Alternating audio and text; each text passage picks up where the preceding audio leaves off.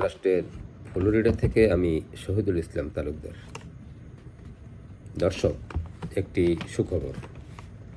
ফিলিস্তিনকে পূর্ণ সদস্যপদ দেওয়ার একটি প্রস্তাব জাতিসংঘের সাধারণ পরিষদে বিপুল ভোটে পাশ হয়েছে।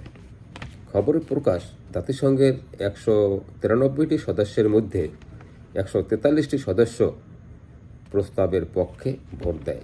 বিপক্ষে ভোট দেয় যুক্তরাষ্ট্র, ইসরায়েল সহ 9টি দেশ। 25টি দেশ ভোটদানে বিরত ছিল। দর্শক, ভোটাভুটির সময় আল জাজিরার সাংবাদিক গ্যাব্রিয়েল এলিজেন্ডো উপস্থিত ছিলেন। তিনি বলেন, 143টি ভোট ফিলিস্তিনের পক্ষে পড়াটা প্রত্যাশার চেয়ে অনেক বেশি ছিল। ইতিহাস প্রমাণ দেয়, রক্ত কোনোদিন বিফলে যায় না। তাই বলবো, জাতিসংঘের সাধারণ পরিষদে বিপুল ভোটে প্রস্তাবনা পাশের মধ্য দিয়ে মূলত বিশ্ববাসী যেন ফিলিস্তিনিদের রক্তের দাম পুষিয়ে দিল। দর্শক, আজ এই পর্যন্তই। ভালো থাকবেন। আসসালামু আলাইকুম।